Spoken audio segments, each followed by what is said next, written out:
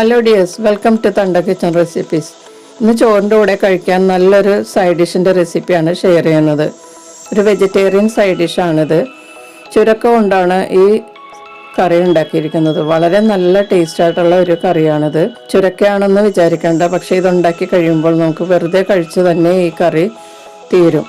അത്രയ്ക്ക് നല്ല ടേസ്റ്റാണ്. പിന്നെ ചോറിൻ്റെ കൂടെ കഴിക്കാനും ചപ്പാത്തിക്കൊപ്പവും ഈ കറി കഴിക്കാൻ പറ്റും. വളരെ കുറച്ച് സാധനങ്ങൾ കൊണ്ട് ഈ കറി എങ്ങനെ ഉണ്ടാക്കാമെന്ന് നോക്കാം.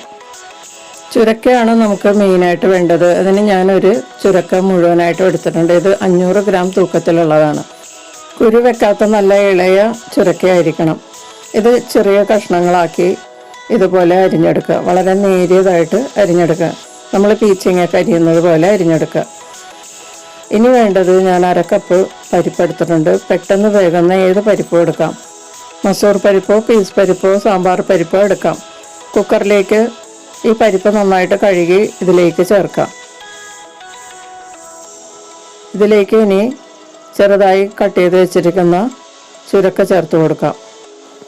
ഇത് കുറച്ച് ഡ്രൈ ആയിട്ടുള്ള ഒരു കറിയാണ്. അവിയൽ പോലെ നല്ല കട്ടയായിട്ടിരിക്കും, കുറേ ലൂസായിട്ടുള്ളതല്ല. അതുകൊണ്ട് ഇത് വേവിക്കുമ്പോൾ ആവശ്യത്തിന് ഉപ്പും ചേർത്ത് കുറച്ച് മാത്രം വെള്ളം ചേർത്ത് ലോ ഫ്ലെയിമിൽ ഒരു വിസിൽ വരുന്നത് വരെ വേവിച്ചിട്ട് 3 മിനിറ്റ് കഴിഞ്ഞിട്ട് നമുക്കിത് തുറന്നെടുക്കാം. 1/2 കപ്പ് വെള്ളം ചേർത്ത് ലോ ഫ്ലെയിമിൽ വേവിക്കാം. അരപ്പുണ്ടാക്കാൻ വേണ്ടിയിട്ട് ഞാനിവിടെ 5 ടേബിൾ സ്പൂൺ ചിരകിയ തേങ്ങ എടുത്തിട്ടുണ്ട്.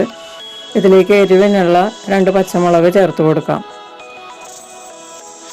1/4 ടീസ്പൂൺ മഞ്ഞൾപ്പൊടിയും കൂടി ചേർത്തിട്ട് ഇത് നല്ലതുപോലെ ഒന്ന് ക്രഷ് ചെയ്തെടുക്കുക. ഒരുപാട് അങ്ങോട്ട് അരഞ്ഞു പോകണ്ട, ഒന്ന് ചതഞ്ഞാൽ മാത്രം മതി. അതുകൊണ്ട് ഒട്ടും വെള്ളം ചേർക്കാതെ മിക്സിയുടെ ചെറിയ ജാറിലൊന്ന് ക്രഷ് ചെയ്തെടുത്താൽ മാത്രം മതിയാകും. കുക്കറിൽ വേവിക്കാൻ വെച്ച ചുരക്കയും പരിപ്പും ഇപ്പോൾ നന്നായിട്ട് വെന്തിട്ടുണ്ട്. ഒരു വിസിൽ കഴിഞ്ഞിട്ട് ഓഫ് ചെയ്തിട്ട് 3 മിനിറ്റ് ആയിട്ടുണ്ട്. ഇത് തുറന്നു നോക്കാം. പരിപ്പും ചുരക്കയൊക്കെ നല്ലതുപോലെ വെന്തിട്ടുണ്ട്. ഒന്ന് നല്ലതുപോലെ നമുക്കൊന്ന് മിക്സ് ചെയ്ത് കൊടുക്കാം. വെള്ളമൊന്നും ചാടി കിടക്കുന്നില്ല, നല്ല ഡ്രൈ ആയിട്ടാണ് ഇരിക്കുന്നത്.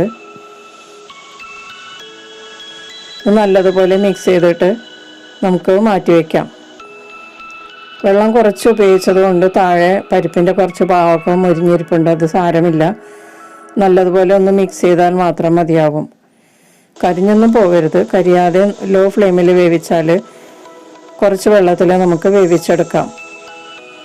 ഇപ്പോൾ പരിപ്പും ചുരക്കയും നല്ലതുപോലെ ഒന്ന് മിക്സ് ചെയ്തെടുത്തിട്ടുണ്ട്. നമുക്കിത് മാറ്റിവെച്ച് അടുത്ത പ്രോസസ്സിലോട്ട് പോകാം. ചൂടായ പാനിലേക്ക് ഒരു 3 ടീസ്പൂൺ വെളിച്ചെണ്ണ ഒഴിക്കുക. വെളിച്ചെണ്ണ നല്ലതുപോലെ ചൂടായി കഴിയുമ്പോൾ ഇതിലേക്ക് കടുക് ചേർക്കുക. 1/4 ടീസ്പൂൺ ഉലുവയും കൂടി ചേർക്കുക. ഉലുവയും കടുകും നല്ലതുപോലെ പൊട്ടുന്നത് വരെ വെയിറ്റ് ചെയ്യുക. ഈ കറിയിൽ ഉലുവ ചേർക്കുന്നത് ഒരു പ്രത്യേക ടേസ്റ്റാണ്, അതുകൊണ്ടാണ് ഞാൻ ഉലുവ ചേർത്തത്.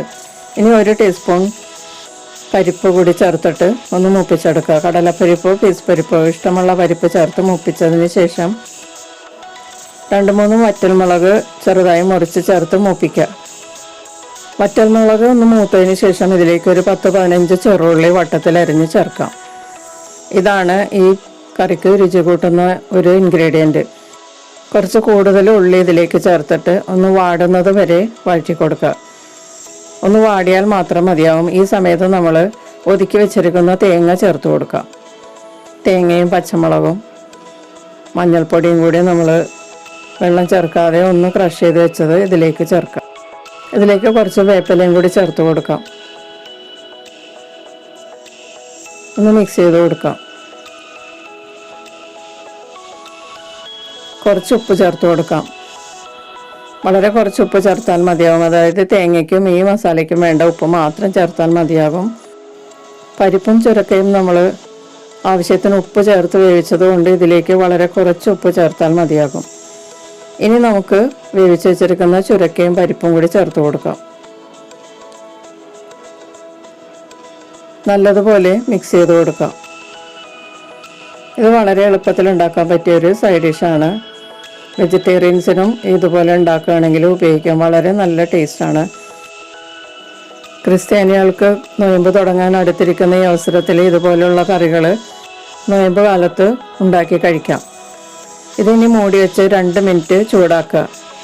2 മിനിറ്റിന് ശേഷം തുറന്നൊന്ന് നല്ലതുപോലെ ഒന്ന് മിക്സ് ചെയ്ത് കൊടുത്താൽ നമ്മുടെ ചുരക്ക കറി റെഡിയായി. ഇത് ചൂടോടുകൂടി തന്നെ സെർവ് ചെയ്യുക. വളരെ ടേസ്റ്റി ആയിട്ടുള്ള ഈ ചുരക്കക്കറി വെറുതെ തന്നെ കഴിക്കാൻ വളരെ നല്ലതാണ്.